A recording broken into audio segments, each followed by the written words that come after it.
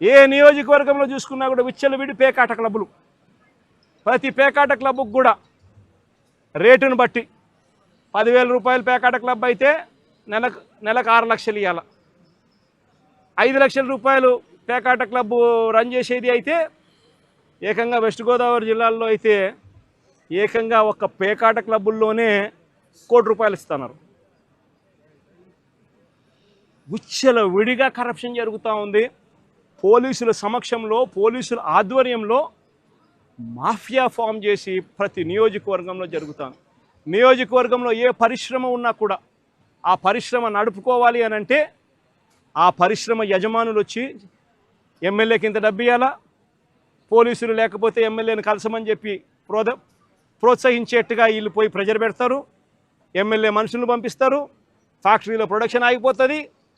ఆ ఎమ్మెల్యేను పోయి యాజమాన్యం పోయి కలిసి ఆయనకు తులమో ఫలమో చేతిలో పెట్టాలా నెల. అందులో ఆయన ఎమ్మెల్యే ఇంత పెట్టుకుంటాడు. డిఐజీ ఆధ్వర్యంలో పోలీసులకు ఇస్తాడు. పోలీసులు కొంచెం పెట్టుకొని మిగతాది పెద్దబాబుకు చిన్నబాబుకు పంపిస్తూ ఉన్నారు. రాష్ట్రంలో విడిగా కరప్షన్ జరుగుతూ ఉంది. కళ్ళ ఎదుటే కనిపిస్తూ ఉంది.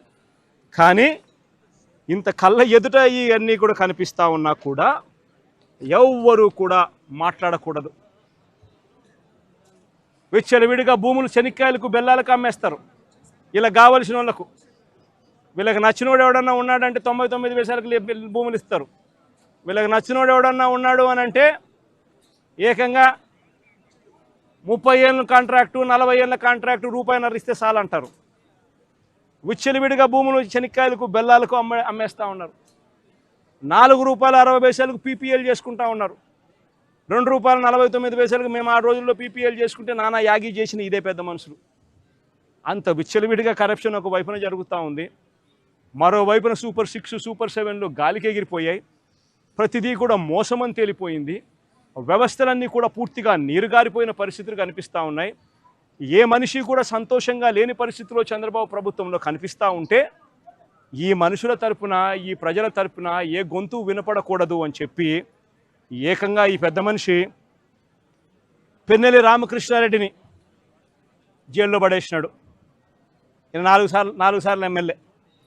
దళిత మాజీ ఎంపీ నందిగాం సురేష్ను 190 రోజులు జైల్లో పెట్టినాడు. ఈయన దళిత మాజీ ఎంపీ. మాజీ మంత్రి జోగి రమేష్ కొడుకును రాజీవ్ అనేవాడిని ఆయనను జైల్లో పెట్టినాడు కేసులు పెట్టి. వల్లభనేని వంశీని ఒక కేసు అయిపోయిన తర్వాత మరో ఒక కేసు చిత్రహింసలు పెడుతూ జైల్లో పెట్టారు ఈ పెద్ద మనిషి. ఎంపీ మిథున్ రెడ్డిని కేవలం పెద్దిరెడ్డి రామచంద్రారెడ్డి చంద్రబాబు నాయుడును ఆయన కాలేజీ టైంలో ఈయన ఇద్దరు కాలేజీలలో స్టూడెంట్గా ఉన్నప్పుడు ఇద్దరు కలిసి చదువుకున్నారని, ఆ కలిసి చదువుకున్నప్పుడు పెద్దిరెడ్డి రామచంద్రారెడ్డి చంద్రబాబు నాయుడు చెప్పుతో కొట్టినాడు అని చెప్పి. అంతే. పెద్దిరెడ్డి రామచంద్రారెడ్డి చిన్నప్పుడు చేసిన ఆ చిన్న గొడవ చంద్రబాబు నాయుడు మనసులో ఎంతగా నాటుకొని పోయింది అంటే ఏకంగా పెద్దిరెడ్డి రామచంద్రారెడ్డి కొడుకును ఎట్ట తిరిగి జైల్లో పెట్టాలా, పెద్దిరెడ్డి రామచంద్రారెడ్డికి మనక్షోభ కలిగించాలా అని ఎంత సేడిస్టిక్గా ఆయన వ్యవహరిస్తూ ఉన్నాడు అని చెప్పడానికి ఇదొక నిదర్శనం. కాలేజీ టైంలలో గొడవలు జరుగుతూ ఉంటాయి, కొట్టుకుంటూ ఉంటారు. పిల్లోళ్ళన్నా కొట్టుకోకుండా ఉంటారా? పిల్లోళ్ళన్నప్పుడు చంద్రబాబు నాయుడు ఉడుకు రక్తంలో ఉంటాడు, మా పెద్దిరెడ్డి రామచంద్రారెడ్డి అన్న ఉడుకు రక్తంలోనే ఉండింటాడు. తపానాలు పీకింటాడు. ఏం తప్పేముంది? ఆ టైంలో జరిగింటాయి. ఆ జరిగిందని గుర్తుపెట్టుకొని సేడిజంగా ఇన్ని సంవత్సరాల తర్వాత కూడా ఆయన కొడుకును కూడా జైల్లో పెట్టించాలని చెప్పి ఇంతగా తాపత్రయపడతా ఉన్నాడంటే చంద్రబాబు నాయుడు, ఈయన మనిషిలోని విషం, ఈ మనిషిలోని రాక్షసత్వం ఎంతగా ఉంది అని చెప్పడానికి ఇదొక నిదర్శనం. మరొకరు చెవిరెడ్డి భాస్కర్ రెడ్డి. పాపం చెవిరెడ్డి భాస్కర్ రెడ్డి ఏం తప్పు చేసినాడో నాకైతే తెలియదు. కేవలం ఆయన చంద్రగిరి కాన్స్టిట్యున్సీకి ఎమ్మెల్యే కావడం. ఇదే చంద్రగిరి కాన్స్టిట్యున్సీ చంద్రబాబు నాయుడు సొంత కాన్స్టిట్యున్సీ. ఇదే చంద్రబాబు నాయుడు సొంత కాన్స్టిట్యున్సీ చంద్రగిరిలో 1983లో 1978లో ఆయన కాంగ్రెస్ పార్టీలో మంత్రిగా ఉండి పోటీ చేసి 17,000తో ఓడిపోయినాడు చంద్రగిరి కాన్స్టిట్యున్సీలో 1983లో. ఆ తర్వాత ఆయన ఓడిపోయి మళ్ళీ వాళ్ళ మామను కాళ్ళు పట్టుకొని గడ్డం పట్టుకొని మళ్ళీ 1989లో తెలుగుదేశం పార్టీలో చేరి అక్కడ రాజ్యమేలి కుప్పం అనే నియోజకవర్గాన్ని, బీసీలు అధికంగా ఉన్న కుప్పం అనే నియోజకవర్గంలోకి వెళ్ళి పోటీ చేస్తూ ఉన్నాడు.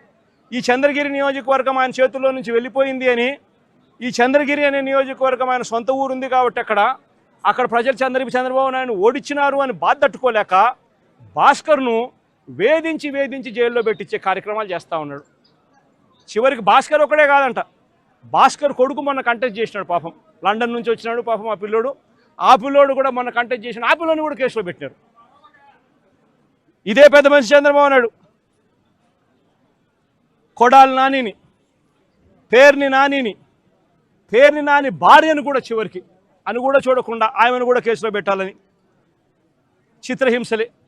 అనిల్ కుమార్ యాదవ్ ఇక్కడ జిల్లాలో మీ అందరికీ పరిచయస్తుడైన బీసీ నాయకుడు, మంత్రిగా ఎదిగిన వ్యక్తి, యువకుడు, ఇలాంటి వ్యక్తిని కూడా దొంగ కేసుల్లో ఇరికిచ్చాలని చెప్పి ఏకంగా ప్రయత్నం చేస్తే ఆ కేసులో ఆ విట్నెస్ వెళ్ళి జడ్జి ముందర పోలీసులు నన్ను 3rd డిగ్రీ ఉపయోగించి నన్ను దొంగ స్టేట్మెంట్ తీసుకునే ప్రయత్నం చేశారు అని చెప్పి ఏకంగా మెజిస్ట్రేట్ ముందర చెప్పినాడు అని అంటే ఎంతటి దారుణంగా వీళ్ళు పోలీసులను ఉపయోగిస్తున్నారని చెప్పడానికి ఇదొక నిదర్శన. జోగి రమేష్ మరో బీసీ నాయకుడు, సజ్జల రామకృష్ణారెడ్డి మా పార్టీలో మరో సీనియర్ నాయకుడు, ఆయన కొడుకును కూడా వదలడంలా, ఆయన కొడుకును కూడా భార్గవరెడ్డి అనే ఆ పిల్లని కూడా వేధించే కార్యక్రమే. వైవి సుబ్బారెడ్డి మరో మా పార్టీకి సంబంధించిన మరో సీనియర్ నాయకుడు, ఆయనను ఒక్కడే కాదు ఆయన కొడుకును కూడా మళ్ళీ తీసుకొచ్చే కార్యక్రమం. దేవినేని అవినాష్ విజయవాడకు సంబంధించి దేవినేని అవినాష్ మా జిల్లా కృష్ణా జిల్లా అధ్యక్షుడు, ఆయనను కూడా చిన్నపిల్లోడని కూడా చూడకుండా ఆయన మీద కూడా కేసులే. తలసిల రఘురాం, అంబటి రాంబాబు, అంబటి మురళి, విడుదల రజని, దళిత ఎమ్మెల్యే చంద్రశేఖర్, బూచేపల్లి శివప్రసాద్, ఉషశ్రీ చరణ్, తోపదుర్తి ప్రకాష్ రెడ్డి, మాజీ ఎంపీ గోరంట్ల మాధవ్, మేరుగ నాగార్జున్, దాడిశెట్టి రాజా, అబ్బాయి చౌదరి, సుధీర్, సత్తెనపల్లి మన తరఫున పోటీ చేయబోతా ఉన్న క్యాండిడేట్, లేళ్ల అప్పిరెడ్డి, గోపిరెడ్డి శ్రీనివాసరెడ్డి, సిదిరి అప్పలరాజు, మరో బీసీ మంత్రి ఉప్పాల రాము, మన ZP chairman Uppala Harika husband, Mondithoka Arun మన పార్టీకి సంబంధించిన ఎమ్మెల్సీ దళితుడు. ఈ నాయకులందరి మీద కూడా తప్పుడు కేసులే. మా ప్రతాప్ అన్న కూడా ఇక్కడే ఉన్నాడు, ప్రతాప్ అన్న కూడా మీద కూడా ఇంకో తప్పుడు కేసు. ఇవి కాక ఇతర నాయకుల మీద, ఇతర కార్యకర్తల మీద సోషల్ మీడియాలో చంద్రబాబు నాయుడు గారి ప్రభుత్వం చేస్తూ ఉన్న అన్యాయాలను ప్రశ్నిస్తూ ఉన్న వాళ్ళ మీద కొన్ని వేల సంఖ్యలో కేసులు పెడతా ఉన్నారు.